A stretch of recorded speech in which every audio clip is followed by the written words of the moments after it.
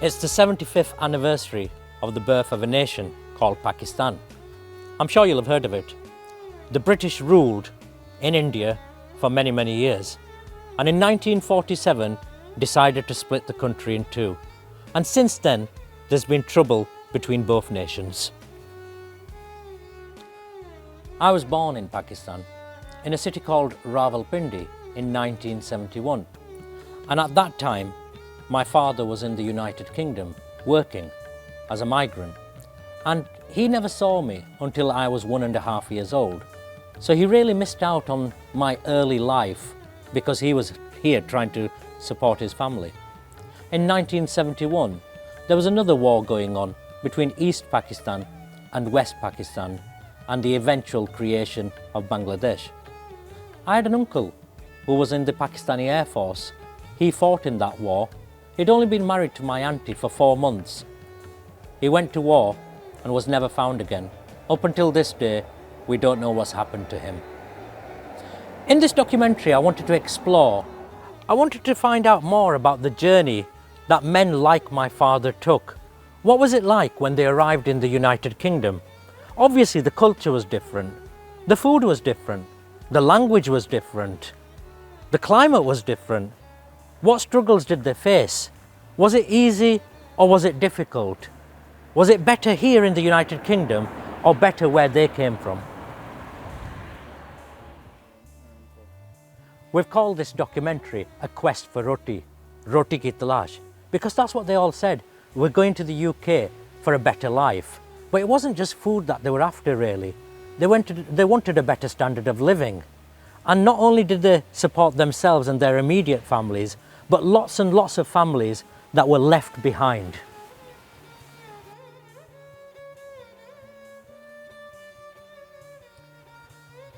My grandfather arrived here before my father.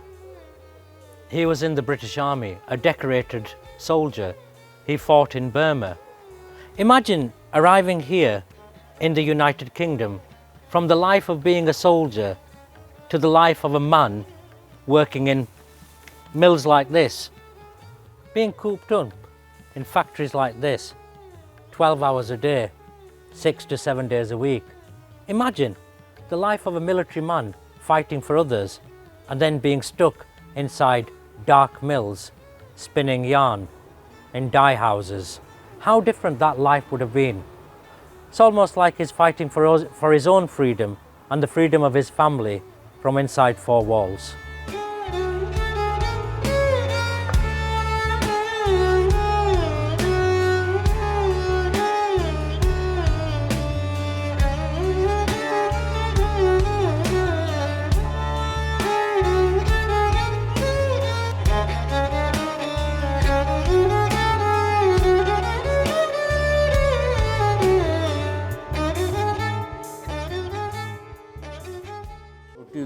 पानी था मेरे मुश्किल से इस मुल्क च आया रोटी नहीं तलाश वास्ते तो इत्थे बेहतर रोजी रोटी मिलनी है पैसे कमा सा कुछ पीछे फैमिली नहीं हेल्प कर सा कि ऐसे गरीब लोग सा तो इत्थे आके मिलना कम मिली गया मिलना कम किया बस अल्लाह खैर सल्ला फिर जिंदगी गड्डी चल नहीं P.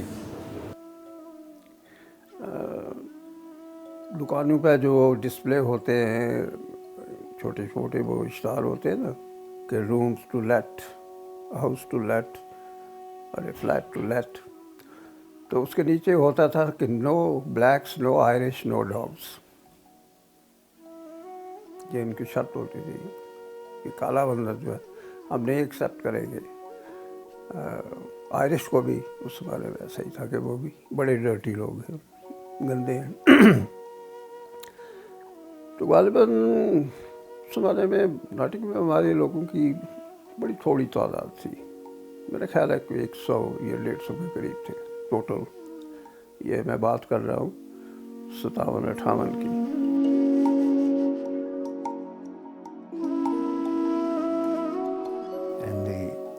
But I remember what really changed me. I was near the railway station, Leeds railway station. I saw an old lady standing there on the pavement, and I thought she wanted to cross the road. I said, "Hello, do you need any help?" She didn't reply anything. She didn't say anything. I said, again, anyway, I thought perhaps she didn't understand me, so I hold her hand and try to help her to cross the road. And I found out afterwards she was deaf, dumb and blind.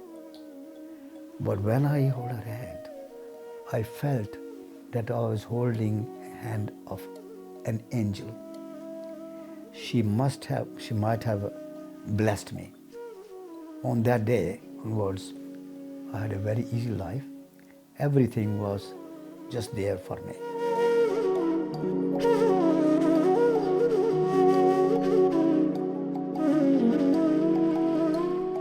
ਬਾਅਦ ਵਿੱਚ ਕੁਝ ਖਰਚ ਕੇ ਤੇ 3 pound ਦੇ ਨਾਲ ਮੈਂ ਸਿੱਧਾ ਇਹ ਲੰਡਨ ਏਅਰਪੋਰਟ ਤੋਂ ਬ੍ਰੈਡਫੋਰਡ ਪਹੁੰਚ ਗਿਆ। ਇੱਥੇ ਮੈਨੂੰ ਜਾਣਨ ਵਾਲੇ ਸੀਗੇ, ਮੇਰੇ ਪਿੰਡਾਂ ਦੇ ਲਾਗੇ ਦੇ ਸੀਗੇ, ਮੈਂ ਉਹਨਾਂ ਕੋਲ ਆ ਗਿਆ ਜਿੱਥੇ ਅੱਜ ਕੱਲ੍ਹ ਬ੍ਰੈਡਫੋਰਡ ਯੂਨੀਵਰਸਿਟੀ ਹੈ ਰਿਚਮੰਡ ਰੋਡ 'ਤੇ। ਉੱਥੇ ਆ ਕੇ ਰਾਤ ਨੂੰ ਮੈਨੂੰ ਉਹ ਰਾਹ 'ਚੋਂ ਮਿਲੇ ਤਾਂ ਉਹ ਮੈਂ ਛੱਡ ਗਿਆ ਇੱਥੇ। ਔਰ 1 ਮਹੀਨਾ ਮੈਂ ਇੱਥੇ ਅਨਪਲਾਇਡ ਰਿਹਾ, ਉਹ ਮੈਨੂੰ ਮਿਲਦੀ ਰਹੀ। ਔਰ ਇੱਥੇ ਦਾ ਸਿਸਟਮ ਜਿਹੜਾ ਮੈਂ ਦੇਖਿਆ ਉਦੋਂ ਆ ਕੇ ਆਉਂਦੇ ਨੂੰ ਉਸ ਵੇਲੇ ਬੜਾ ਲੱਗਾ ਹੈ ਮੈਨੂੰ ਪੈਸੇ ਮਿਲਣ ਲੱਗ ਪਏ ਔਰ ਇੱਥੇ ਦੀ ਮਨੀ ਹੈ ਮੈਂ ਉਹ ਖਰਚਣ ਲੱਗ ਪਿਆ। ਔਰ ਪਰ ਇੰਨੇ ਨਹੀਂ ਸੀ, ਮੇਰੇ ਤੋਂ ਉਹ ਕਿਰਾਇਆ ਨਹੀਂ ਸੀ ਲੈਂਦੇ, ਮੇਰੇ ਤੋਂ ਫੂਡ ਨਹੀਂ ਸੀ ਲੈਂਦੇ। ਅਤੇ ਜਿੱਥੇ ਮੈਂ ਆਇਆ ਸੀਗਾ ਅਤੇ ਮੈਂ ਸਿਰਫ ਉਹਨਾਂ ਦੇ ਕਦੇ ਕਦੇ ਭਾਂਡੇ ਧੋ ਦਿੰਦਾ ਸੀਗਾ, ਕਦੇ ਕਦੇ ਰੋਟੀ ਪਕਾ ਦਿੰਦਾ ਸੀਗਾ। ਮੈਨੂੰ ਰੋਟੀ ਪਕਾਉਣੀ ਆਉਂਦੀ ਸੀ। ਜਦੋਂ ਮੈਂ ਟੀਚਰ ਟ੍ਰੇਨਿੰਗ ਕੀਤੀ ਹੈ ਤਾਂ ਮੈਂ ਰੋਟੀ ਵੀ ਪਕਾਉਣੀ ਸਿੱਖ ਲਈ ਸੀ।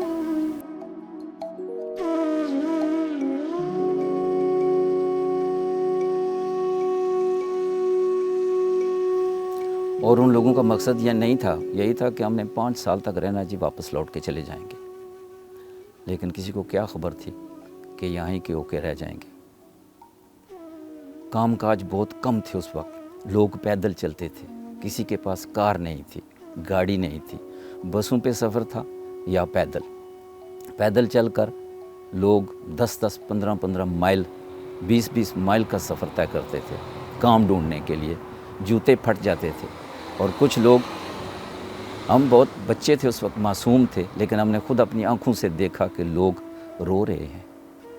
किसी ने किसी से पूछा, हमारे वालिद साहब अल्लाह ताला उनको करवट करवट जन्नत बख्शे, उनके जानने वाले दोस्त यार थे, एक ही मकान में रहते थे। उन्होंने कहा, भाई शेर ज़मान साहब तुम भाई क्यों रोते हो? उन्होंने कहा कि सुबदार साहब मेरे जूते फट गए हैं, काम नहीं मिल रहा है, कोई सरबंद करें कि मेरे पास 5 पाउंड जो मैं लाया था वो तो ख़त्म हो गए, कर्ज़ा लेकर इस मुल्क में आया हूँ। और हमारे माँ बाप जो रिश्तेदार थे उन लोगों ने हमारे ऊपर बड़ी तवक्को रखी है कि ये लोग वहाँ जाकर कमाएंगे और हमारे दिन शायद अच्छे हो जाएंगे। अल्लाह अल्लाह करके उनको काम भी मिल गया, आस्ते आस्ते हालात बदल गए, दिन बदल गए। एक ही घर में लोग 10-10, 12-12, मैंने अपनी आँखों से देखा, ये कोई सुनी सुनाई कहानी नहीं है। यहाँ एक छोटा सा विलेज है, बाटले उसको कहते हैं, एक देहात की तरह छोटा सा शहर है। उसमें लोग एक मकान में 30-30 लोग रहते थे। लेकिन असल मकसद जिस तरह मैंने पहले अर्ज़ किया कि प्यार था, खुलूस था, चाहत थी।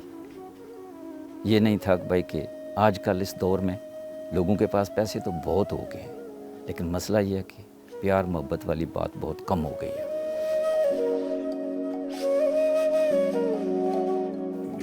2-3 ਪਾਕਿਸਤਾਨੀ ਬੰਦੇ ਸੀਗੇ ਉਹ ਲਾਗੇ ਰਹਿੰਦੇ, ਉਹ ਮੈਨੂੰ 2-3 ਜਗ੍ਹਾ ਤੇ ਲੈ ਕੇ ਗਏ।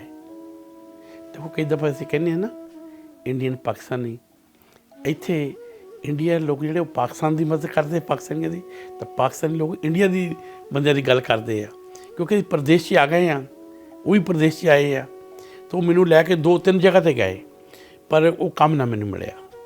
ਤਾਂ ਪਰ ਉਹਨਾਂ ਨੂੰ ਵੀ ਨਹੀਂ ਪਤਾ ਸੀ ਮੇਰੀ ਉਮਰ ਦਾ, ਪਤਾ ਹੀ ਨਹੀਂ ਸੀ ਉਮਰ ਦਾ ਉਹਨਾਂ ਦਾ। ਅਤੇ ਮੈਂ ਫਿਰ ਕਹਿੰਦਾ ਮਿਲ ਦੇ ਵਿੱਚ ਮੇਰਾ ਕਜ਼ਨ ਕੰਮ ਕਰਦਾ ਸੀਗਾ, ਉਹ ਸੀ ਟਰਾਈ ਮਿਲ, ਅਤੇ ਟਰਾਈ ਮਿਲ 'ਚ ਗਏ ਤਾਂ ਉਹ ਮੈਨੂੰ ਕਹਿੰਦੇ ਵੀ ਤੇਰਾ ਅਸੀਂ ਤੈਨੂੰ ਰੱਖ ਨਹੀਂ ਸਕਦੇ, ਤੇਰੇ ਬਾਲ ਲੰਬੇ ਆ, ਅਤੇ ਅਸੀਂ ਜੇ ਮਸ਼ੀਨਾਂ ਚੱਲਦੀਆਂ ਹੈਗੀਆਂ ਜਿਹੜੀਆਂ ਕੱਪੜਾ ਬਣਾਉਣ ਵਾਲੀਆਂ, अगर ਉਹਦੇ ਵਿੱਚ ਤੇਰੇ ਬਾਲ ਏਡੇ ਲੰਬੇ ਵਿੱਚ ਆ ਗਏ ਤੇ ਤੂੰ ਮਤਲਬ ਡੇਂਜਰਸ ਹੈਗਾ ਆ ਕਿ ਤੂੰ ਬਾਲ ਕਟਾ ਰੱਖਿਆ। ਤੇ ਮੈਂ ਸੇਮ ਡੇ ਮੈਂ ਚਲ ਗਿਆ ਸੌਲਟਸਵਿਲ 'ਚ ਬੰਦਾ ਆਪੇ ਆਪਣਾ ਪਾਕਿਸਤਾਨੀ ਤੇ ਉਹ ਪਾ ਗਿਆ ਤਾਂ ਮੈਨੂੰ ਉਹਨੇ ਕਿਹਾ ਵੀ ਮੈਂ ਉਹਨੂੰ ਪੈਸੇ ਦਿੱਤੇ ਤੇ ਉਹਨੇ ਬਾਲ ਉਹਨੇ ਵੀ ਬੜਾ ਮਹਿਸੂਸ ਕੀਤਾ ਵੀ ਸਿੱਖ ਆਪਣੇ ਪਗੜੀ ਨਹੀਂ ਲਾਉਂਦੇ, ਸਿੱਖ ਆਪਣੇ ਬਾਲ ਨਹੀਂ ਕੱਟਦੇ, ਪਰ ਮਜਬੂਰੀ ਨੂੰ ਹੁਣ ਸਾਰਾ ਕੁਝ ਹੀ ਕਰਨਾ ਪੈ ਗਿਆ। ਬਾਲ ਵੀ ਕਟਾ ਲਏ। ਜਦੋਂ ਮੈਂ ਉੱਥੋਂ ਤੁਰਿਆ ਇੰਡੀਆ ਤੋਂ, ਮੈਂ ਆਪਣੀ ਸਿਸਟਰ ਦੇ ਨਾਲ ਵਾਅਦਾ ਕੀਤਾ ਸੀ ਕਿ ਮੈਂ ਬਾਲ ਨਹੀਂ ਕਟਾਊਂਗਾ, ਕਿਉਂਕਿ ਉਹਨੇ ਇਹ ਬਾਲ ਲੰਬੇ ਕਰਨੇ ਬੜੀ ਮੁਸ਼ਕਿਲ ਨਾਲ ਕਰਨੇ ਪੈਂਦੇ ਆ। ਉਹ ਦਹੀਂ ਦੇ ਨਾਲ ਨਹਾਉਣਾ ਮੈਨੂੰ, ਮੇਰੇ ਬਾਲ ਬੂਲ ਕਰਨੇ, ਸਾਰਾ ਤੇਲ ਤੂਲ ਲਾ ਕੇ, ਤਾਂ ਬਾਲ ਮੇਰੇ ਬਹੁਤ ਲੰਬੇ ਹੋ ਗਏ ਸੀਗੇ। ਅਤੇ ਪਰ ਐਨੀਵੇ ਉਹ ਯਾਰ ਮੈਂ ਬਾਲ ਕਟਾ ਕੇ ਵਾਪਸ ਗਏ ਹਾਂ, ਪਾਸਪੋਰਟ ਲੈ ਕੇ ਗਏ। ਜਦੋਂ ਹੁਣ ਪਾਸਪੋਰਟ ਦੇਖਿਆ ਅਤੇ ਉਹ ਜਿਹੜਾ ਮੈਨੇਜਰ ਸੀਗਾ ਇੱਥੇ ਟਰਾਈ ਮਿਲ ਸੀ, ਉਹ ਮਿਲ ਦਾ ਨਾਂ ਥੋਂਟਨ ਰੋਡ ਦੇ ਉੱਤੇ ਟੈਕਸਟਾਈਲ ਦੀ ਮਿਲ ਸੀਗੀ। ਉਹ ਕਹਿੰਦੇ ਵੀ ਤੇਰੀ ਤਾਂ ਉਮਰ ਜਿਹੜੀ ਹੈਗੀ ਆ ਹਾਲੇ 15 ਸਾਲ 3 ਮਹੀਨੇ ਦੀ ਆ, ਯੂ ਸ਼ੁੱਡ ਗੋ ਸਕੂਲ। ਅਤੇ ਮੈਂ ਕਿਹਾ ਵੀ ਅਸੀਂ ਮੁੜ ਕੇ ਆ ਕੇ ਬੜੀ ਦਿਲ ਨੂੰ ਉਦਾਸੀ ਹੋਈ ਕਿ ਬਾਲ ਵੀ ਕਟਾ ਲਏ, ਪਗੜੀ ਵੀ ਲਾ ਲਈ ਅਤੇ ਕੰਮ ਫੇਰ ਨਹੀਂ ਮਿਲਿਆ।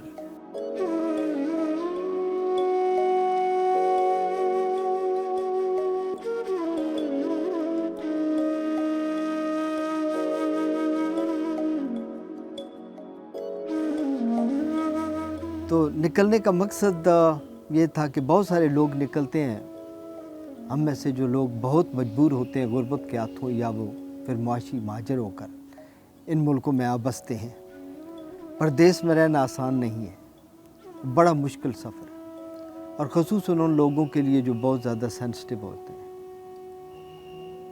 जिनके लिए हालात जब मुताबिकत नहीं रखते तो फिर वो किस कर्ब से किस दुख से गुज़रते हैं। मुआशियात भी होती है। तो मैं उन लोगों में नहीं था जो बहुत ज़्यादा मजबूर होकर निकले, कि कोई भूख अफलास नहीं थी।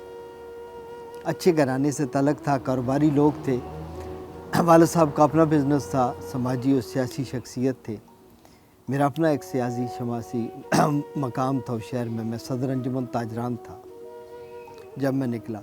लेकिन वहाँ पे कुछ हालात तो रिसेशन आने की वजह से जब हालात ख़राब हुए तो फिर सोचा कि यहाँ से निकलते हैं, ज़रा हालात को बेहतर करते हैं और फिर लौट आएंगे। ये ज़हन में एक ख्वाब था जो आज भी पूरा नहीं हुआ। 33 साल हो गए कि वो जो लौटना था वो किधर गया, क्योंकि अंदाज़ा नहीं था कि कहाँ जाना है, फिर आगे क्या होने वाला है। बिल्कुल बंद गली में मैं दाखिल हो रहा था। तो मैं 89 में मेरी 2 दुकानें थी जो मैंने रिटेल की थी, उनको सेल की। वालिदैन रज़ामंद नहीं थे, वालिद साहब शदीद मुखालिफ थे, वालदा का रो के बुरा हाल था। हम 3 ही भाई थे, मैं बड़ा था, और वालिद साहब इतने दुखी थे मेरे जाने पे कि मेरे जाने से थोड़ी देर कबल वो उठ के मस्जिद चले गए, और उन्होंने मेरे दोस्त जब बुलाने गए कि नईम जा रहा है तो उन्होंने कहा कि मैं उसे जाता हुआ नहीं देख सकता। बरसूरत मैं फ़ैसला कर चुका था, कश्तियाँ जला चुका था, मुझे निकलना था। मैं निकल आया कि चलो हालात बेहतर हो जाएंगे तो माँ बाप को राज़ी कर। ਜਿਹੜੇ ਸਾਡੇ ਪੇਰੈਂਟਸ ਉਹਨਾਂ ਉਹ ਮਰ ਗਏ ਹੈਗੇ ਆ, ਭੂਆ ਮਰ ਗਈਆਂ, ਮਾਸੀਆਂ ਮਰ ਗਈਆਂ, ਹਾਂਜੀ ਮਾਮੇ ਹੈਗੇ ਆ, ਮਤਲਬ ਕਹਿਣ ਦਾ ਮਤਲਬ ਹੈ ਕਿ ਉਹ ਵੀ ਹੁਣ ਬੁੱਢੇ ਹੋ ਗਏ ਵਾ, ਅਤੇ ਹੁਣ ਕਿਰਪਾ ਪਰ ਜਾ ਕੇ ਰਵਾਂਗੇ ਉੱਥੇ। ਮਤਲਬ ਉਹ ਚੀਜ਼ ਰਹੀ ਨਹੀਂ ਜਿਹੜੀ 55 ਸਾਲ ਦੇ ਵਿੱਚ ਦੁਨੀਆ ਚੇਂਜ ਹੋ ਗਈ ਉੱਥੇ ਵੀ। ਨਹੀਂ ਉਹਨਾਂ ਨੂੰ ਦੱਸਿਆ ਵੀ ਕਦੀ ਨਹੀਂ ਸੀ, ਅਸੀਂ ਦੱਸਿਆ ਵੀ ਨਹੀਂ ਸੀ, ਪਰ ਜਦੋਂ ਕਦੇ ਯਾਦ ਆਉਂਦੀ ਸੀ ਰੋ ਪਾਣੀ ਰੁਕ ਲੈਂਦੇ ਸੀਗੇ। ਅਤੇ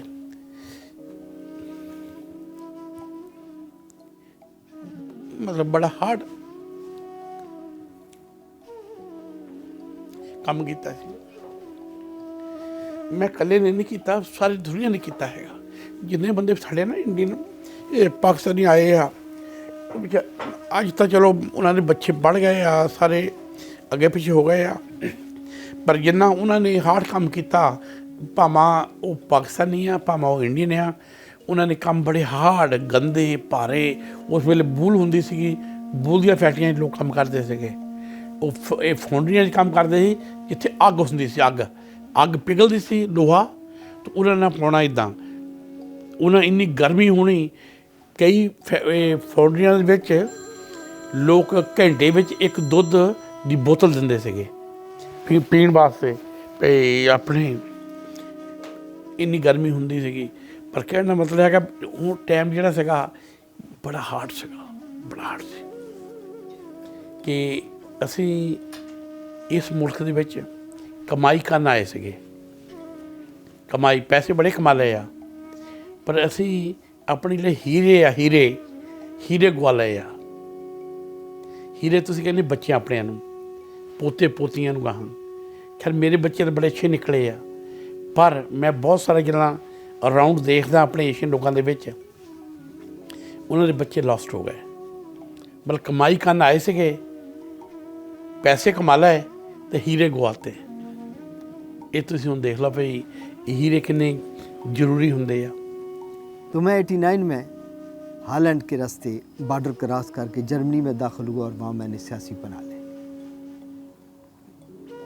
और फिर एक अजीबोगरीब सफ़र शुरू हुआ जो परदेश में होता है कि न ज़ुबान आती है, न उस मुल्क से वाकफियत है, न उसके कल्चर से वाकफियत है, न रस्तों का पता है कि जाना किधर है। तो सियासी पनाह का एक प्रोसेस है। अब उन्होंने एक घर दे दिया रहने को, सोशल मिल गई, काम की इजाज़त नहीं थी तो छप लुक के काम किया। सियासी पनाह के केस ज़्यादातर झूठे होते, लोग रुकने के लिए उनका बहाना लेते, उनकी चूँकि बुनियाद नहीं होती, एंड पे जाके उनके हाथों इंसान बड़ा ख़राब होता है। तो मैंने भी जब देखा कि मेरा सियासी पनाह का केस जो है वो अब अदालतों में कामयाबी की तरफ नहीं नाकामी की तरफ जा रहा है, अदालतें इस बात पर मुज़र हैं कि leave the country, you lying, झूठ बोला आपने, साबित कर नहीं सकते थे क्योंकि वो झूठी कहानियाँ होती। तो फिर अब इतना कुछ इकट्ठा नहीं हुआ था कि वापस जाके मैं अपना दोबारा बेस बनाता, लिहाजा अब मेरे लिए मजबूरी थी कि मुझे यहाँ रुकना है। और फिर रुकने के लिए ज़रूरी था कि कोई सहारा लिया जाए। तो जर्मनी में उस वक्त दो सूरत हाल थी कि या तो पेपर मैरिज कर ली जाए या फिर यह कि शादी कर ली जाए किसी ब्रिटिश या यूरोपियन नेशनल से, तो रुका जा सके। तो यहाँ पे मेरे रिलेटिव मौजूद थे, उनसे बात हुई तो उन्होंने कहा चलो शादी की उम्र है। मेरे ताया जी यहाँ होते थे ब्रेडफोर्ड में, मिर्ज़ा मायूं साहब PIA की एजेंसी के मालिक थे, बहुत बड़ी सियासी और शमासी शख्सियत थे वो। तो उन्होंने कहा तो आ जाओ। तो मैं वहाँ पे आया, शादी हो गई। अब ये शादी का फ़ैसला भी एक बहुत बड़ी मजबूरी की हालत में किया, अनजाने लोगों में शादी की, मनचाह लोगों में शादी नहीं की। और इस मजबूरी से वो जो शादी थी वो मशरक़ और मगरब का मेल था जो कि कामयाब ना हो सका। और इस बात का मुझे आज दुख है। शादी को 30 साल हो गए, 3 बच्चे हो गए, लेकिन वो बीच में जो फासला था मशरक़ और मगरब का वो हम ख़त्म नहीं कर सके। मैं कंप्रोमाइज़ भी नहीं कर सका। शादी ना होने के बावजूद आज भी चल रही है, डिवर्स तक नौबत नहीं गई क्योंकि मुझे अपने बच्चों से बड़ी मोहब्बत है। बच्चे बड़े हो गए हैं, यूनिवर्सिटियों में जाके अब जॉबों पे चले गए। तो ये जर्नल एक खाका है। स्ट्रगल फिर जर्मनी में की कि कितने दिनों तक इस परेशानी में रहा कि क्यों निकल आया, और वो पछतावा आज भी कर कि मुझे ज़रूरत नहीं थी निकलने की, क्योंकि उसके बाद मैंने लॉस की। मैं ना निकलता, मैंने अपनी धरती माँ को छोड़ दिया, मैंने अपनी माँ को छोड़ दिया। मुख्तसर सा कुंबा था। मैं अपने कारोबार बेच आया और मेरे अब्बा जी का, चूँकि मैं बड़ा बेटा मैं था, उनके कारोबार संभालने वाला कोई नहीं था, वो बीमार हो गए। फिर बाद में मैंने दोनों वालिदैन खो दिए। और उसकी भी एक वजह ये थी, एक और पछतावा जो मेरी ज़िंदगी में आज भी मेरे साथ चलता है और चलता रहेगा, कि मेरे निकलने की वजह से मेरा छोटा भाई जो कि नेवी में चीफ पेटी ऑफिसर था, वो पाकिस्तान से उसका शिप अमेरिका जा रहा था, तो जर्मनी में रुका तो वो उससे उतर गया और उसने कहा कि मैंने अब वापस नहीं जाना।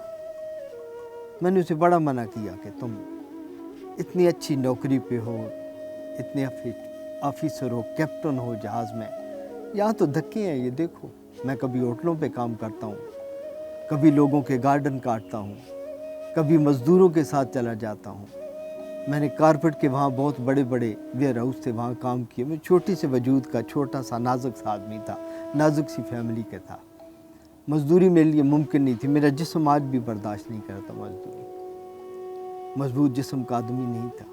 तो मैंने उसे बड़ा कहा कि तुम चले जाओ, लेकिन उसने मेरी बात नहीं मानी और वो मेरे लिए पछतावा इसलिए बन गया कि उसको उसकी मौत उठा के मेरे पास ले आई। और वो ठीक 1 साल के बाद जिगर के कैंसर में मुब्तला हो गया। 17 दिन अस्पताल में रहने के बाद वो फौत हो गई और उसकी मौत की खबर मेरे बाप को ले गई। मैं 17 दिन बाद उसकी बॉडी लेकर जब वापस पाकिस्तान गया तो मेरा बाप बर्दाश्त नहीं कर सका और ठीक 3 हफ्ते बाद मेरे अब्बा जी फौत हो। उस जवान बेटे के गम में उसकी माँ 1 साल बाद मर गई। आज मेरा एक छोटा भाई पाकिस्तान में है और मैं इन मुल्कों में हूँ। मेरी शादी नाकाम हो गई, मेरे बच्चे अपनी माँ के साथ खड़े। आज 30 साल बाद इतना तो कमा लेता हूँ कि अपना भी पेट भर लेता हूँ, बच्चों के लिए भी किया, पीछे भाई थे 2 उनके लिए भी किया, लेकिन ये कोई ज़िंदगी नहीं जो मैंने गुजारी।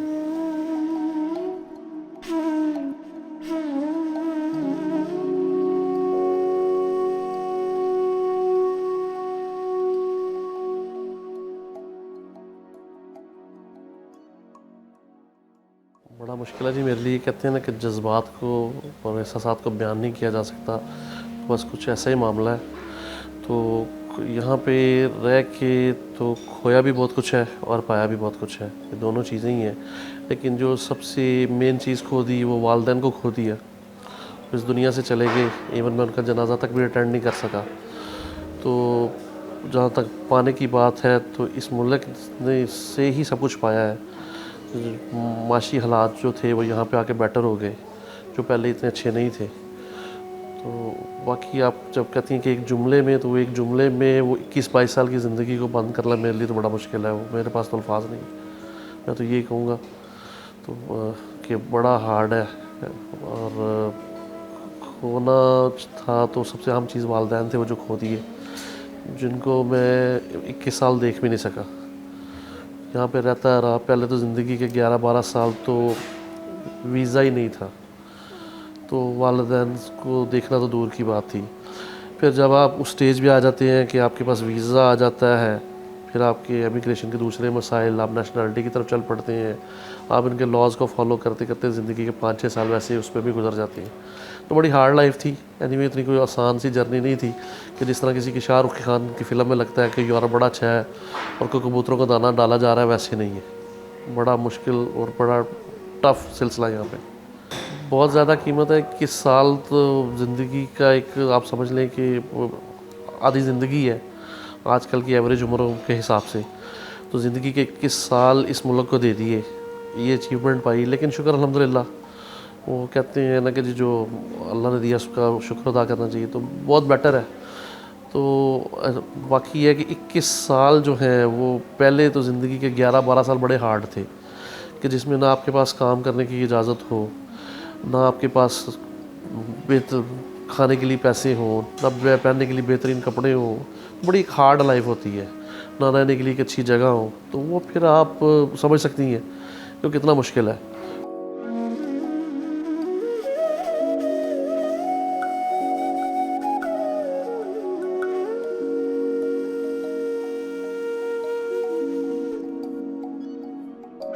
एक लड़की के लिए मुख्तलिफ होता है ज़िंदगी में माइग्रेशन का मतलब, क्योंकि उसको पता है कि उसने वालिदैन का घर छोड़ के एक ना एक दिन चले जाना होता है। तो वो कमाने की घर से बाहर नहीं निकलती, वो किसी और मकसद से घर से बाहर नहीं निकलती। उसका सिर्फ़ और सिर्फ होता है कि एक ठिकाना है शौहर का घर, और वो भी पता नहीं कैसा होगा। और मैं शादी करके जब इंग्लैंड में आई हूँ तो यहाँ पे आके फिर एक अलग माहौल देखा। यहाँ तक कि मुझे आदत पड़ चुकी थी मुख्तलिफ़ जगहों पे जाने की, यहाँ से वहाँ, एक शहर से दूसरे शहर, एक मुल्क से दूसरे मुल्क। एक जो इंसान के अंदर तजस्सुस भी होता है, इंसान पाकिस्तान में भी रहे, किसी भी मुल्क में रहे, उसे होता है कि मैं दूसरे शहर जाऊँ ताकि थोड़ा सा माहौल बदले। ये इंसान की एक नेचर का हिस्सा है कि उसको तजस्सुस होता है कि बाहर जाके उसने देखना है, दूसरे लोगों को देखना है, दूसरे लोगों के कल्चर को देखना है, वो किस तरह रहते हैं।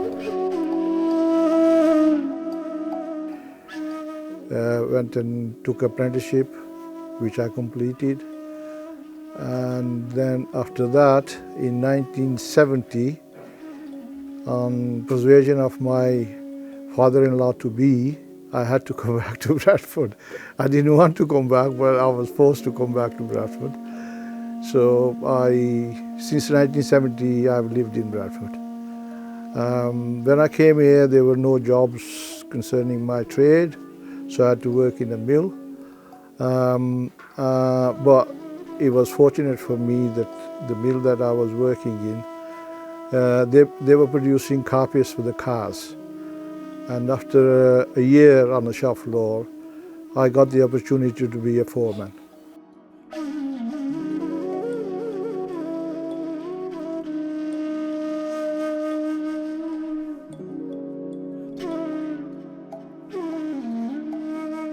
ਖਾਣ ਪੀਣ ਦਾ ਇੱਦਾਂ ਸੀਗਾ ਵੀ ਆਪਣੀਆਂ ਦੁਕਾਨਾਂ ਹੈ ਨਾ ਸੀਗੀਆਂ, ਇੱਕ ਦੋ ਦੁਕਾਨਾਂ ਸੀ ਪਟੇਲਾਂ ਦੀਆਂ ਸੀਗੀਆਂ, ਅਤੇ ਇੱਕ ਸੀਗੀ ਦੁਕਾਨ ਇੱਥੇ ਰਿਚਮੰਡ ਰੋਡ 'ਤੇ, ਉਹਦੇ ਕੋਲ ਆਟਾ ਮੰਗਵਾਉਂਦੇ ਸੀ, ਉਹਦਾ ਆਟਾ ਨਹੀਂ ਮਿਲਦਾ, ਕਿਤੇ ਦੂਰੋਂ ਆਟਾ ਸੀ। ਬਾਕੀ ਹੋਰ ਖਾਣ ਪੀਣ ਦਾ ਕੋਈ ਨਾ ਸੀਗਾ, ਮਤਲਬ ਇੱਦਾਂ ਕੋਈ ਚੀਜ਼ ਨਾ ਸੀ। ਬਰੈਡ ਸਾਨੂੰ ਵੈਸੇ ਨਹੀਂ ਚੰਗੀ ਲੱਗਦੀ।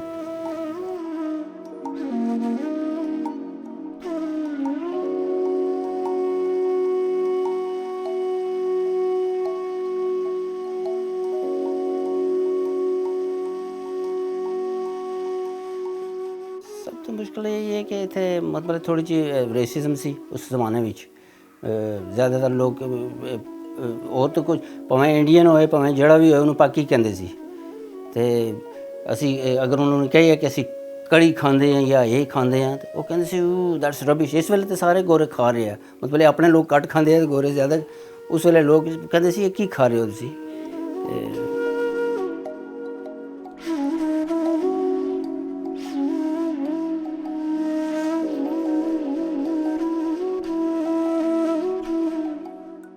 ਨੇ ਇਹ ਨਹੀਂ ਕਦੇ ਸੋਚਿਆ ਸੀ ਇਹ, ਕਿਉਂਕਿ ਉਹ ਇਸ ਕਰਕੇ ਨਹੀਂ ਸੋਚਿਆ ਸੀਗਾ ਕਿ ਜੇ ਦੇਖਿਆ ਜਾਵੇ ਨਾ, ਅਸੀਂ ਹੈਗੇ ਜ਼ਿਮੀਂਦਾਰ, ਪਿੱਛੋਂ ਜੱਟ ਹੈਗੇ ਹਾਂ, ਸਾਡੀਆਂ ਆਪਣੀਆਂ ਜ਼ਮੀਨਾਂ ਸੀਗੀਆਂ, ਪਰ ਇੱਦਾਂ ਕੋਈ ਜਿਹੜੀ ਜ਼ਮੀਨਾਂ ਇੰਨੀਆਂ ਨਹੀਂ ਸੀਗੀਆਂ ਵੱਡੀਆਂ ਕਿ ਸਾਡੇ ਪਾਸ ਜਿਹੜੇ ਕਿ ਰਾਜੇ ਮਹਾਰਾਜਿਆਂ ਪਾ ਹੁੰਦੀਆਂ।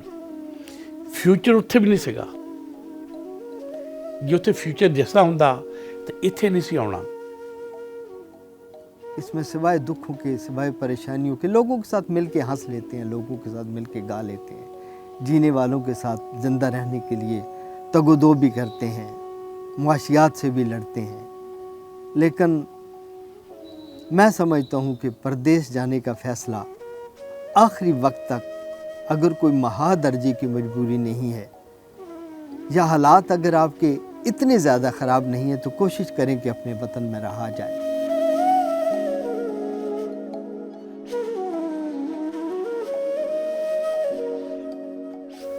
मगर कभी कभी सोचता हूँ है कि देखिए, जो मोमन आदमी पूछते हैं मुझसे है कि आपका जो सक्सेस है किसका रोल ज़्यादा है। देखिए, मेरे वालिद साहब और वालदा का बहुत बड़ा रोल था। उनने जो जदोजहद की है हमारे लिए, बड़े भाई का बहुत बड़ा रोल था। अल्हम्दुलिल्लाह है कि भाई साहब कोई 6 माह स्कूल गए, उसके बावजूद ही है कि अच्छा रोल अदा किया है कि इधर बस यूनियन में ट्रेड यूनियन सेक्रेटरी भी रहे। उसके बाद उनको रिकग्निशन भी हुआ, क्वीन से OBE मिली। उसके अलावा लोकल यूनिवर्सिटी जो है उनको डॉक्टर भी मिला। वो ਜਿਹੜੀਆਂ ਕਿ ਮੈਨੂੰ ਜ਼ਿੰਦਗੀ 'ਚ ਨਹੀਂ ਸੀ, ਪਹਿਲਾਂ ਮੈਂ ਦੇਖੀਆਂ ਨਹੀਂ ਸੀ, ਨਾ ਕਦੇ ਸੁਣੀਆਂ ਸੀ। ਉਸ ਵੇਲੇ ਇਹ ਸੀਗਾ ਵੀ ਪਹਿਲਾਂ ਤਾਂ ਸਾਨੂੰ ਜਦੋਂ ਅਸੀਂ ਜੋਬ ਲੈਣ ਗਏ ਲੱਭਦੇ ਸੀਗੇ, ਲੋ ਜਾਓ, ਨੋ ਜੇ ਅਸੀਂ ਜਾ ਕੇ ਪੁੱਛਣਾ, ਗੇਟ ਕੀਪਰ ਨੇ ਸਾਨੂੰ ਭੇਜ ਦੇਣਾ। ਚਲੋ ਇਹ ਤਾਂ ਸਾਨੂੰ ਜਦੋਂ ਕੰਮ 'ਤੇ ਲੱਗੇ ਸਾਨੂੰ ਕਿਸੇ ਨੇ ਵਿੱਚੋਂ ਲਵਾ ਦਿੱਤਾ ਵੀ ਆਹ ਮੁੰਡਾ ਆਇਆ। ਅਤੇ ਜਦੋਂ ਪਹਿਲਾਂ ਗੋਰੇ ਜਿਹੜੇ ਸੀ ਪੁਰਾਣੇ ਬੜੇ, ਉਹ ਤੁਹਾਡੇ ਡੋਲੇ ਦੇਖਦੇ ਸੀ ਕਿੰਨਾ ਕੁ ਤਕੜਾ ਆ कि कि साढ़ा काम कर लूँगा। यही थी ना कि काम नहीं मिल रहे थे, तो इस मुल्क के हालात का पता ही नहीं था क्या करना है, किधर जाना है, किधर नहीं, फैक्ट्रियाँ किधर हैं। अभी तो इंटरनेट दूसरा मोबाइल वगैरह यूट्यूब पे सब चल रहा है ना, उस वक्त ये तो कोई नहीं था ना।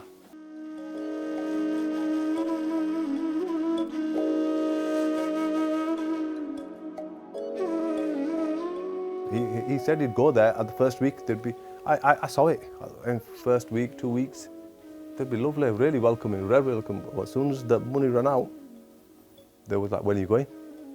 And he'd say that regularly, he said, they say, when are you going back? You know, there's things to pay for here, who's going to pay for them?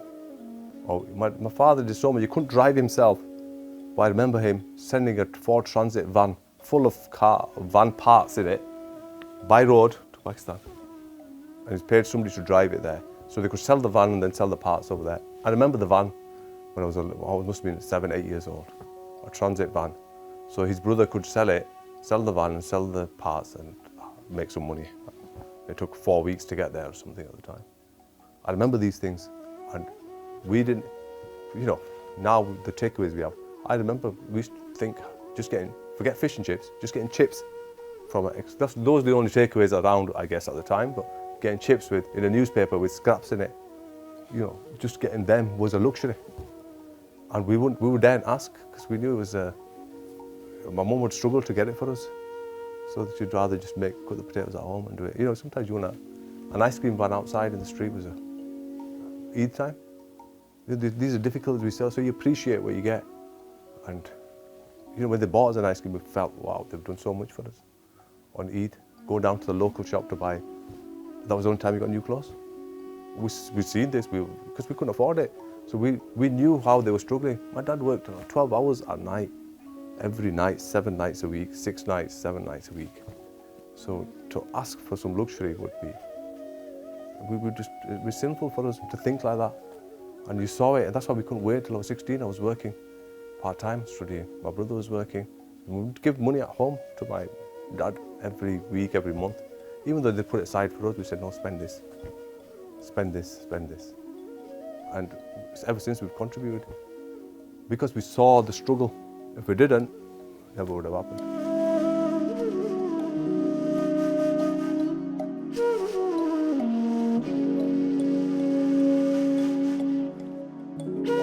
The reason that I have love and affection for Pakistan is I'm the 3rd generation for my family. My grandfather came in 1970s, my father came in the mid-70s, and I was the first born in this country from my father's side.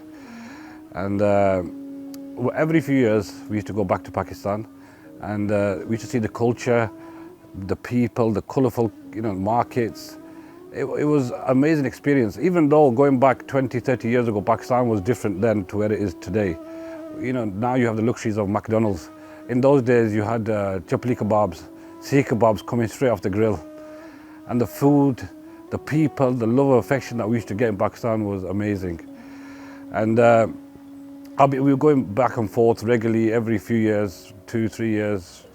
Obviously at that time it wasn't regular intervals. It was more like after 3, 4 years. But my grandfather passed away, he got buried in Pakistan. My father passed away, we buried him in Pakistan as well. So that created my link to Pakistan. So I always go every year, visit the graveyard, see all my relatives that are alive and ones that have died as well. And and now I'm trying to create that same culture and affection for Pakistan with my kids as well. And right now with Pakistan, the way it's changed in the 21st century, you've got all the facilities, all the amenities, you've got everything. You've got the luxury cars, you've got the big mansions, you've got everything. It's amazing now. Now for the new generation, Pakistan has actually, you know, it's actually on the map now. When you go to cities like Islamabad, Lahore, Rawalpindi, the food, the colour, the culture, the affection is all still there. But we need to keep that affection for Pakistan there. That's the only thing that we have to do. As I'm a parent now, so I have to keep that going with my kids as well. अल्हम्दुलिल्लाह फिर मैं मकसद में कामयाब हो गया, फिर शादी हुई, बच्चे आए और ज़िंदगी बिल्कुल खुशहाल ज़िंदगी गुजरना शुरू होगी, लेकिन इसके पीछे बहुत बड़ी स्ट्रगल है। वहाँ पे आके फिर खुशहाल हुई है, लेकिन फिर आके ये लगा है कि अब मेरे बच्चे बड़े हो रहे हैं और इन्हें मैंने अपने उसी कल्चर में लेके जाना है जो कुछ मैंने सीखा है अपने देश में रह के। अब हम देश में तो जा नहीं सकते, कोई ऐसा प्रदेश का ऐसा कंट्री ढूंढा जाए, ऐसा मुल्क ढूंढी जाए जहाँ पे मेरे बच्चे देश जैसा माहौल अडॉप्ट कर सकते हैं। और फिर उसके लिए मैंने इंग्लैंड चूज़ किया है। और यकीन जाने ज़िंदगी में आप ज़ीरो से हीरो बनते हैं। मैं ज़ीरो था, इटली में ज़ीरो वाली ज़िंदगी थी, अल्लाह पाक ने मुझे हीरो बनाया है। और जब आप हीरो बन के फिर ज़ीरो पे आते हैं, और फिर बड़ा यकीन मेरा कामिल था कि जिस रब ने बग़ैर मेरी आइडेंटिटी, जिसके पास हुनर नहीं है, जिसके पास पैसे नहीं है, जिसके पास कागज़ नहीं है, जिसके पास कुछ भी नहीं है, अल्लाह पाक ने उसकी इतनी मदद की है कि वो इस लेवल पे गया है। तो अल्हम्दुलिल्लाह आज मैं पैसे लेके जा रहा हूँ, आइडेंटिटीज़ लेके जा रहा हूँ, डॉक्यूमेंट लेके जा रहा हूँ, फैमिली अपने साथ लेके जा रहा हूँ, और मेरा रब ज़रूर मेरी मदद करेगा। इधर भी आके मुश्किलात देखी हैं, बहुत मुश्किलात थी, जानने वाला कोई था नहीं। और फिर वो याद आ गया कि वो 1997 वाला तजर्बा मेरे पास है, वो हुनर मेरे पास है। फिर वही मैंने गार्डनिंग शुरू कर दी, हैंडीमैन वाले काम शुरू कर दिए, रंग का काम शुरू कर दिया। मुझे पता था ये थोड़ा सा ये स्टेप है जो ऊपर जाने के लिए आपको चाहिए। और मैंने देखा है जो बंदे छोटे स्टेप लेके चढ़ते हैं वो हमेशा कामयाब होते हैं। अगर आपने छत तक पहुंचना है ना, अगर आप जंप लगा के जाएं शायद आप पहुंच जाएं, लेकिन आप गिरेंगे, आपके हाथ बाजू टांगे ज़रूर टूटेंगी। लेकिन जो छोटे छोटे स्टेप लेके ऊपर आता है वो हमेशा कामयाब रहता है। और मैंने स्टेप वो लिए थे, और फिर मेरे लिए ये स्टेप लेना आसान था। और अल्हम्दुलिल्लाह 6-7 महीने का सारा दौरानिया था, उससे बाहर निकल आया हूँ। फिर ज़िंदगी किसी और रंग ढंग में चली गई है। लेकिन उन लोगों का मुझ पे कर्ज़ था, क्योंकि वो ना मेरे रिश्तेदार थे, ना मेरे जानने वाले थे, ना मेरे कंट्री फेलो थे, ना मेरे मज़हब फेलो थे। सिर्फ मेरा और उनका इंसानियत का रिश्ता था। उन्होंने इतनी अच्छी इंसानियत का दर्स दिया है कि इंसान रंग, नस्ल और मज़हब से बालातर उसकी एक रिस्पेक्ट होती है। वो चीज़ें मेरे अंदर फीड हो गई थी। और उनका कर्ज़ फिर मैंने, जब मैं अपना आप बन गया, जब मैंने पैसे 4 कमाने शुरू कर दिए, फैमिली को बिल्ड करना शुरू कर दिया, फिर मुझे याद आया कि मैं किसी का मकरूज़ भी हूँ, मैंने उनका कर्ज़ भी वापस करना है। फिर मैंने ज़राए ढूंढे हैं, फिर मैं रेडियो तक गया हूँ कि वो लोगों से जो मैंने अच्छी चीज़ें सीखी हैं वो आज किसी को सिखाऊं। जो ज़िंदगी की मुश्किलात मैंने देखी हैं आज मेरे बहन भाई वो वाली ना देखें, उन्हें गाइड कर सकूं और उन्हें हौसला दे सकूं। और हमेशा मैं रेडियो पे भी और ज़िंदगी में मैं जहाँ के भी मिलता हूँ, मेरा एक ही ज़िंदगी में मुश्किलात चल रही होती हैं, लेकिन मैं हमेशा उम्मीद दे के आता हूँ।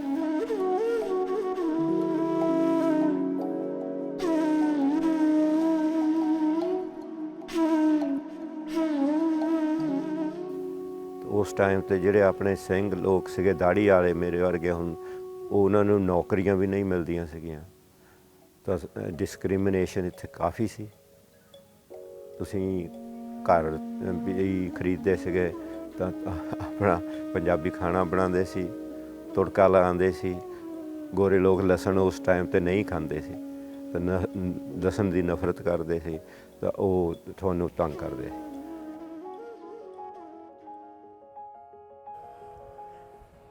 Spice is extremely addictive, and obviously food from South Asia, Pakistan, India, Bangladesh uses spice in kind of all of its cooking and is one of the main ingredients. So when these early migrants came to this country, the one thing that they missed was the spicy food and the spice that exists within food. Smell and taste evoke wonderful memories, and all of these men that traditionally wouldn't have cooked at home came here and started missing those spices, missing that home cooked food. And even now, if I don't eat my mum's cooking for a while, I start craving for it because of all those spices. And she's a wonderful cook anyway. And isn't it brilliant that the next generation and the next generation and the next generation of these families that arrived here in the early days have gone into that food trade, have opened restaurants, have opened takeaways, have modified, further developed those traditional recipes that their parents have brought along, and given them a new dimension, a new life for everybody, including people that didn't come from India, Pakistan, Bangladesh, or all of these countries, people that already lived in Britain. And now curry has become the #1 national dish of the United Kingdom. Who'd have thought that?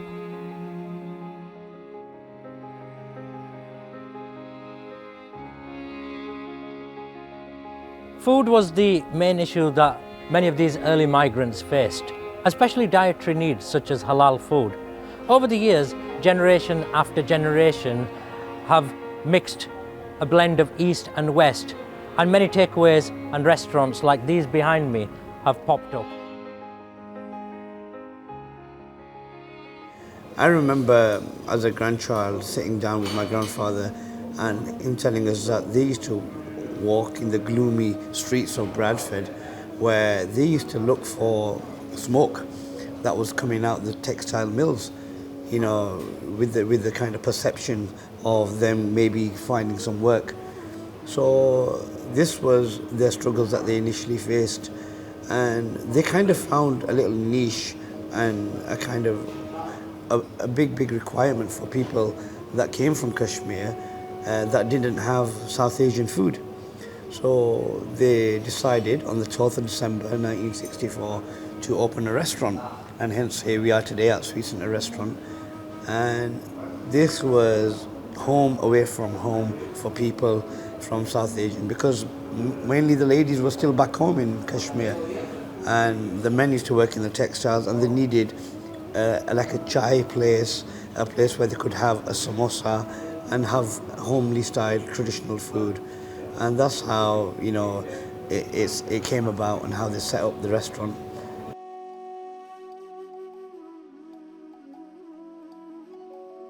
And every time I wanted to give an advice, my advice never got listened. Why? Because I was young, I was naive, and they thought, no, he's a bit stupid. The way actually our industry is working at that time, in 80s, it can never happen. And I used to think of the same road, when on the main road, we were places in town, good places. For the public, how can they come to us and they can go there and they can compare? And then when Uncle used to say the business is quiet, and I used to think, okay, the what I've studied today, I wanted to bring that education here. If you don't want to listen to me, what can I actually do? But at the same time, I never wanted to do this. I just used to come, get orders, serve customers, and that was my dream. Studied, I'll have a big office, and I'll be an accountant one day. Because I used to be good in my business studies, I was good in law, good in accounts, good in economics, good in business calculations. So we owe a lot to the early pioneers, Muhammad Aslam, Tanveer Hussain from Shabab Group, Agra Group, who took the concept of a late night curry and turned it into a dining experience.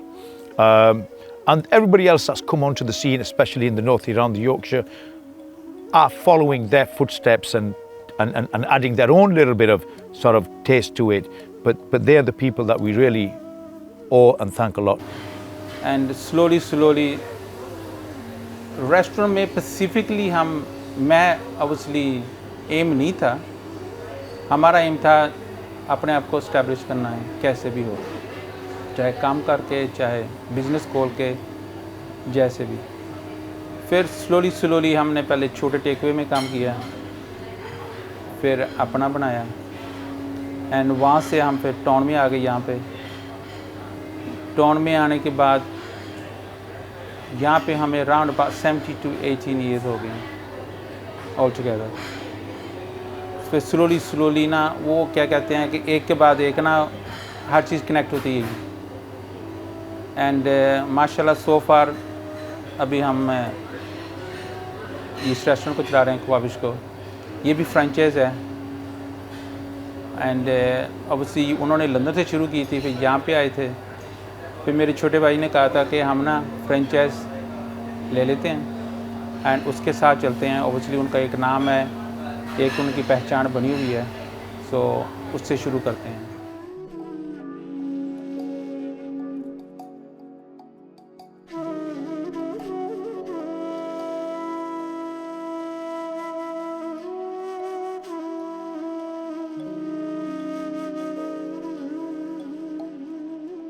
So he really struggles. And then so the journey was from when he started, and then he settled, then he got married to my mum in Pakistan, then he brought my mum over, and then us brothers, we were born in the UK.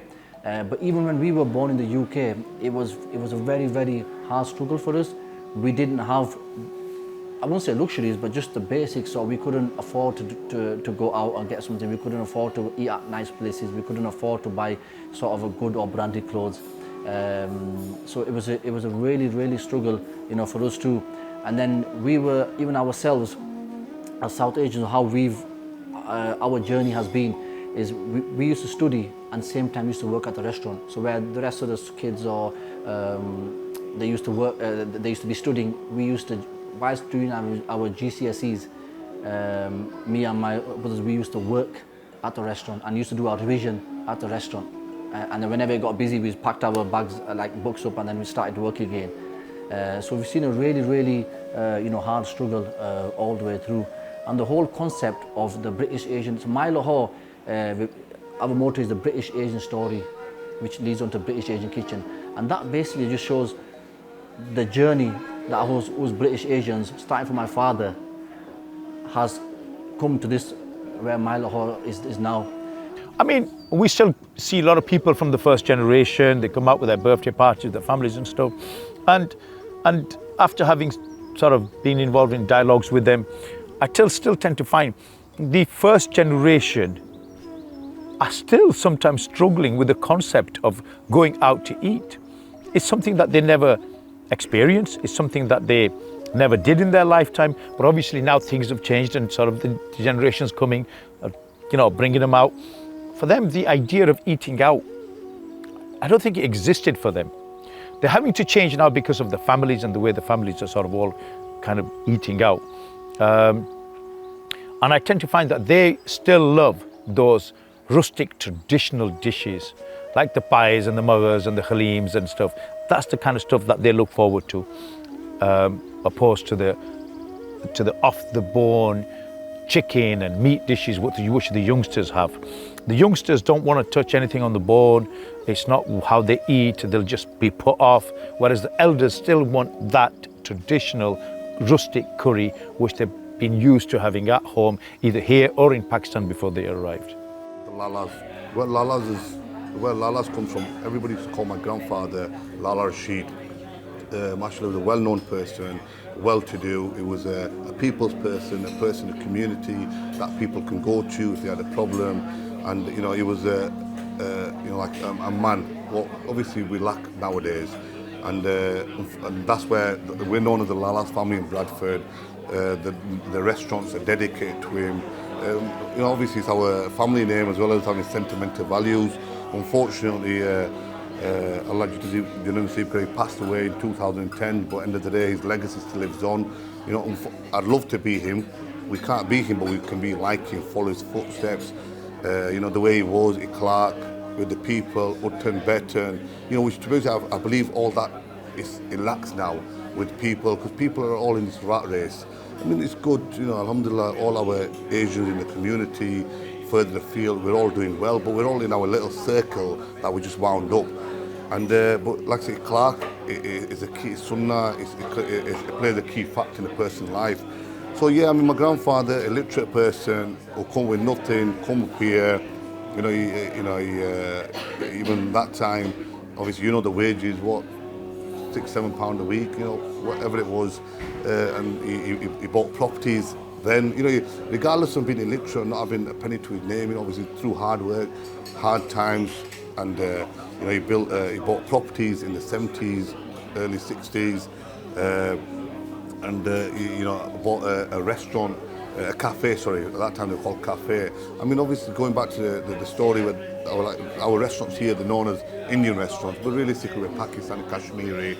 And there was a time back in my grandfather's time where when you used to go do business, you wouldn't see a catchment area. You'd look at, when you were going to open a restaurant or a takeaway, you'd look at how many pubs around there. Because it was a business that was looked upon in the sense like, people had finished from the pub, 10, 11 o'clock, they'll go for a curry, early hours in the morning, work till 4, 5 o'clock in the morning, and you used to get the rowdy customers, the trouble, and they went through a lot to make the restaurant game now. So from what it was to what it is now, it's like now, I mean, if you look around now, it's not just a curry house. We've gone for luxury dining, we've raised the bar, people come in, and you can look around at my customers, they dress smart, they make an effort to come to my restaurant, which for me, that's it's flattering, because obviously I've created a concept, from, like I says, from a curry house to luxury dining.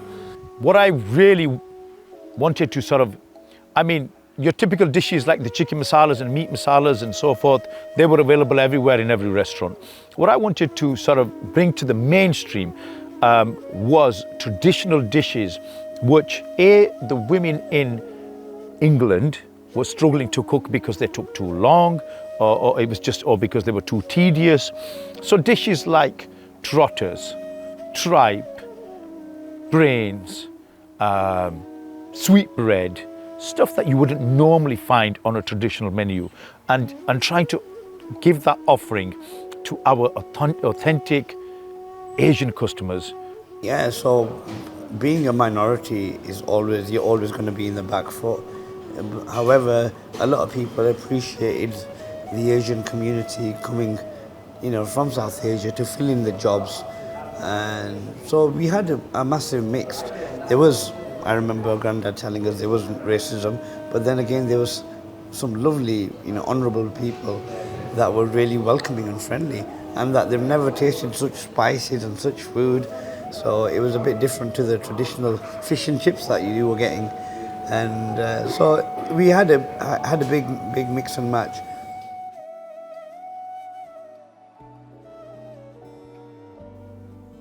Often communities that migrate into the UK get accused of not integrating into society.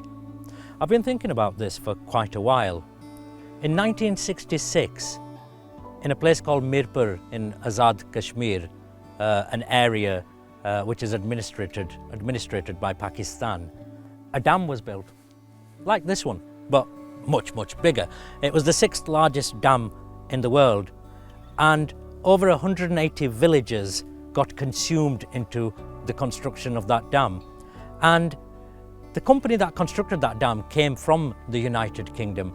Whole villages got moved and lost their lands, but got compensated by the government, and also found employment in constructing the dam.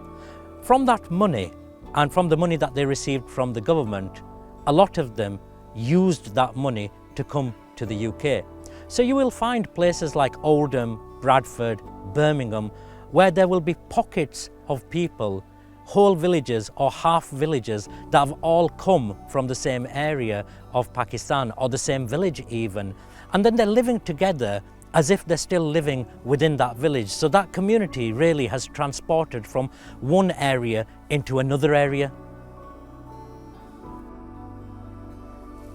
If you've lost your home, your land, everything that you knew, the opportunity to start afresh, well, it could be anywhere, but starting in another country, well, wouldn't you choose to come? Wouldn't you choose, even though you know that where you're coming to is cold, damp, and possibly miserable according to the weather that you've come from? But then there's hope, there's work, there's opportunity. And because of that reason, many people, as I said, whole villages came together.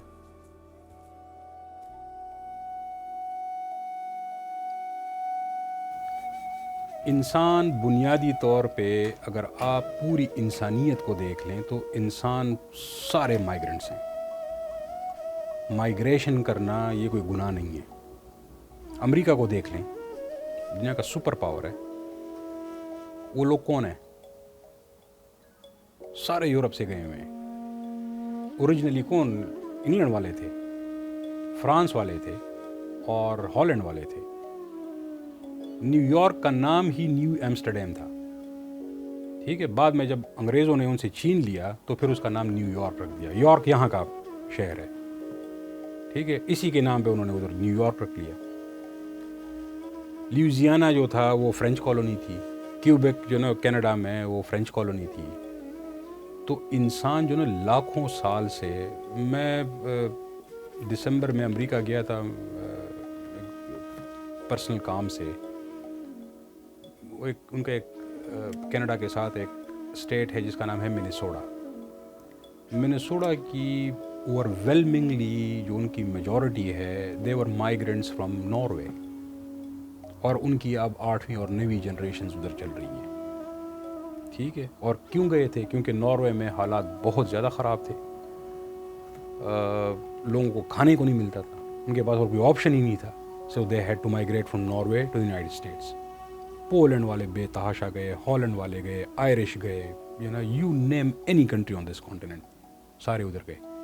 تو migration کوئی بری چیز نہیں ہے. انسان پچھلے لاکھوں سال سے یا موسم کی وجہ سے یا آب و ہوا کی وجہ سے یا اکانومی کی وجہ سے تو وہ مائیگریٹ کرتا رہتا ہے. یہ کوئی بری بات نہیں ہے, اور ابھی بھی لوگ مائیگریشن کر رہے ہیں. اب ہم لوگ جو ہے نا, ہم لوگوں کا پاکستانیوں کا ایک خاص جو حصہ ہے وہ ادھر انہوں نے مائیگریٹ کیا, اور ابھی تقریباً کوئی 15-20 لاکھ ادھر رہتے ہیں. تو میری سجیشن تو ان کے لیے یہ ہے کہ یہ اب آپ کا معاشرہ ہے, آپ کے موسٹلی اوور ویلمنگ میجورٹی جو ہے, میں آپ کو پرسنٹیج تو نہیں بتا سکتا کیونکہ لوگ واپس بھی جاتے ہیں. میں نے بے شمار ایسے لوگ دیکھے ہیں اپنی سروس میں, سعودی عرب میں بھی, ناروے میں بھی, یورپ کے باقی ممالک میں بھی. میں نے دیکھا ہے کہ لوگوں نے آ کے ادھر 10 سال گزارے ہیں, پھر واپس چلے گئے. ان کو جتنا پیسہ چاہیے تھا اپنے ملک میں ایک اچھا کاروبار بنانے کے لیے, اپنا جو نا سیٹ اپ بنانے کے لیے پیسہ کمایا, واپس چلے گئے. لیکن اوور ویلمنگ میجورٹی جو ہے وہ انہی ممالک کی ہو کے رہ گئی ہے. اچھا, اپنا کلچر آپ بالکل اس ملک میں آپ ہزاروں سال رہیں, آپ اپنے کلچر کو زندہ رکھ سکتے ہیں. یہ کوئی انہونی بات نہیں ہے, یہ کوئی مشکل اور ناممکن بات نہیں ہے. آپ اگلے 1000 سال کیا, اگلے 10,000 سال کیا, اگلے 50,000 سال آپ مسلمان بھی رہ سکتے ہیں, آپ پاکستانی بھی رہ سکتے ہیں, اور آپ جو ہے نا ایک خاص کلچر اپنا, جیسے آپ عید مناتے ہیں, جیسے آپ اپنا محرم جو ہے نا کمیموریٹ کرتے ہیں, یا آپ اپنا لباس پہنتے ہیں, آپ اپنی زبان بولتے ہیں, آپ اپنا کھانا کھاتے ہیں, آپ اپنے جو نا جو آپ کے کلچر کے مطابق جو آپ کے ریلیشن شپس ہیں وہ اس کو آپ ادھر برقرار رکھ سکتے ہیں. اس میں کوئی جو نا آپ کو کوئی چیز منع نہیں کرتی.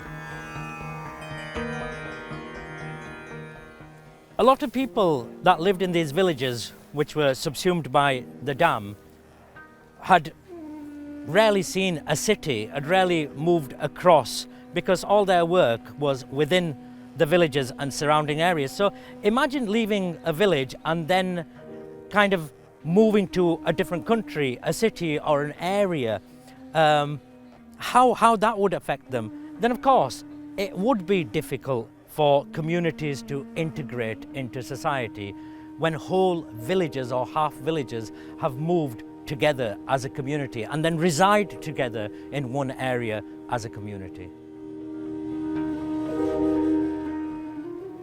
لیکن میرا point of view, personal point of view میرا یہ ہے کہ چونکہ اب یہ آپ کا اور آپ کے بچوں کا ملک ہے, تو آپ اس معاشرے میں اپنی آئیڈینٹی کو مینٹین رکھتے ہوئے آپ اس معاشرے میں گھل مل جائیں. آپ یہاں کا جو نیٹو ہے اس کو آپ دکھائیں کہ میں کون ہوں, اس کو آپ اپنا پازیٹیو چہرہ دکھائیں, اس سے آپ کے ملک کا بھی پازیٹیو چہرہ سامنے آئے گا. Let's say for example, nothing stops you from inviting your white neighbor for a cup of coffee, either at your place of work اور جہاں پہ آپ رہ رہی ہیں, آپ رہ رہے ہیں اس آپ گھر میں بھی بلا سکتے ہیں, آپ باہر بھی ان کو بلا سکتے ہیں, اور ان کے ساتھ آپ اگر آدھا گھنٹہ بیٹھ کے, جب وہ آپ کے ساتھ انٹریکٹ کرنا شروع کرے گا تو ہی اور she will get to know you much much better. ان کے ذہنوں میں بہت سارے اسٹیریو ٹائپس ہوں گے آپ کے متعلق. فار ایگزامپل, ایک اسٹیریوٹائپ یہ ہوگا کہ جو نا پاکستانی تو بہت کنزرویٹو ہیں. تو انیلا جب اس کے سامنے جائے گی as an educated lady, as a liberated lady, مطلب اس نے ٹراؤزر بھی پہنی ہوئی ہے, اس نے جو نا کیا کہتے ہیں اس نے دوپٹہ بھی نہیں لیا, اچھا وہ اپنا ٹائم پہ نماز بھی پڑھ رہی ہے, وہ اپنے روزے بھی رکھ رہی ہے, وہ مسلمان بھی ہے, وہ اپنے کلچر کو چھوڑ نہیں رہی. لیکن وہ جب گورے کے ساتھ, نیٹو کے ساتھ جب وہ انٹریکٹ کرے گی تو گورے کی بہت ساری اسٹیریوٹائپس ختم ہو جائیں گی, جو میڈیا سے ملی ہوں, ڈرامے سے ملے ہو, جو اخبار سے ملا ہو, جہاں سے بھی ملا ہو. لیکن وہ اس کا ختم ہو جائے گا کہ نہیں یار, what I was given the impression was wrong. یہ جو اصل جو پروڈکٹ ہے پاکستان کا, یہ تو میرے سامنے بیٹھا ہوا ہے اور یہ تو کچھ اور ہے, مجھے تو میڈیا پہ کچھ اور بتایا گیا تھا, یہ تو کچھ اور ہے. اور یہ تو جب میں بیمار پڑتا ہوں تو میرا پوچھتے بھی ہیں یہ لوگ, یہ اپنے تہواروں پہ مجھے کھانا بھی بھجوا دیتے ہیں, انتہائی جو نا ٹیسٹی قسم کا, ڈیلیشس قسم کا کھانا بھجواتے ہیں. یہ جب مجھے ضرورت پڑتی ہے ہیلپ کی, میری ہیلپ بھی کرتے ہیں. تو یہ تو بڑے اچھے لوگ ہیں. تو یہ اس لیے اچھا. پھر دوسرا یہ کہ جب آپ ان کے ساتھ گھل ملیں گے, اور دوسرا جو ہے وہ یہ کہ آپ پروفیشنل ایکسلنس لے آئیں. اگر آپ کا ریسٹورنٹ ہے تو it should be the best in town. اگر آپ لائر ہیں تو you must be the best lawyer in town. اگر آپ ڈاکٹر ہیں تو you should be known to be the best medical practitioner in town. اور جو بھی پروفیشن, مطلب جو بندہ ٹیسکو پہ بھی کام کر رہا ہے یا ادھر صفائی کر رہا ہے, تو وہ صفائی اس طریقے سے کرے اور اتنے ڈسپلن طریقے سے کرے. ایک تو ٹائم پہ آئے, لوگوں کے ساتھ اس کا انتہائی کوآپریٹیو اور بڑا اعلیٰ ایک ریلیشن شپ ہو, اور پھر وہ اپنی پروفیشنل جو رسپانسبلٹیز ہیں اس کو ایسے ڈسچارج کرے کہ لوگ جو ہے نا واہ واہ کریں کہ یار یہ چونکہ پاکستان کا ہے تو یہ ہارڈ ورکنگ بھی ہے, یہ لا ابائڈنگ بھی ہے, یہ ڈیسنٹ بھی ہے, ٹھیک ہے, اور ویلیوز والا آدمی ہے یا ویلیوز والی خاتون ہے. تو جب آپ میں پروفیشنل ایکسلنس ہوگا اور جب آپ کی انٹیگریٹی ہوگی and then you are known for it, تو آپ کا ایک برانڈ بن جائے گا. پھر کسی کو پلمبر چاہیے ہو کہتے ہیں پاکستانی ڈھونڈو, کسی کو جو ہے نا کوئی آرکیٹیکٹ چاہیے ہو پاکستانی ڈھونڈو. یار یہ بڑے زبردست لوگ ہیں, یہ جو نا یہ پروفیشنل ایکسلنس کے ساتھ اپنا کام کرتے ہیں اور انٹیگریٹی کے ساتھ کرتے ہیں. تو یہ برانڈ بنائیں آپ. It's 75 years on, and Pakistan, though still a young nation, has moved on significantly. At the moment, there is political turmoil within Pakistan, with Pakistani sportsperson turned politician and Prime Minister Imran Khan being ousted by the opposition parties. Pakistanis living in the UK are fully engaged with the day-to-day politics of Pakistan, with many satellite Asian news channels having a daily focus on what is happening in what is regarded as the motherland. Audiences are glued for news, not just on the TV channels, but also on Facebook, Instagram and TikTok, which have now become new sources of information and news for people, making everyone a journalist. In making this documentary, we have talked to many people. Most of them have been men, as they were the first ones to arrive, trying to lay foundations for their families to arrive. As a child, I remember living in the poorest part of town, on a cobbled street, with a toilet block outside. Winters were harsh. We didn't have a bath. I remember my siblings having to bathe in the sink and sitting in front of open fires to dry off. We hardly saw our father, as he was always working. This was the norm. It's all we knew, and we were happy. Most recently, I have travelled to Pakistan and often heard the dream of coming to the UK for a better life. There is a false perception of life in the UK, not helped by the actions of the diaspora when visiting family. Often, trips back home are short. Families take back gifts for everyone. They visit as many places as possible and eat out in lavish places as they want to relive, soak up, and create as many memories as they can before returning. This in turn creates a false image of lifestyles in the UK and the rich pickings here. The people left behind fail to see the hard work and the sacrifices of those early migrants. In turn, the early migrants, to keep up appearances and to create a safety net for themselves, build large houses in Pakistan. Time and time again, I have seen people living in cramped conditions in the UK whilst having lavish mansions in Pakistan. Sadly, they never have the opportunity to live in them, and as each one of those migrants passes away, the next generation has little interest in the properties left behind. Often family members in Pakistan feel that it is their right to live and inherit these houses. They were the ones that were left behind. They were the ones that were owed this lifestyle. Those that came to the UK decades ago became true nomads. Pakistan stopped considering them Pakistanis, and Britain never accepted them as British. Their sacrifices may never be fully understood, but should never be forgotten. The next generations are reaping the rewards. Immigration and migration to the UK has not ceased and never will. We hear daily reports about migrants crossing the Channel, and unfortunately some losing their lives during the crossings. There are many reasons why people choose to make these treacherous journeys, ranging from war, hunger, politics, climate change, and of course economic reasons. Those that make it face a similar struggle as those that came decades ago. The story is the same. Men, usually many living together, trying to make a new life for themselves and their families. The only thing that's changed are the faces and the countries that they come from. The quest for roti and a better life continues.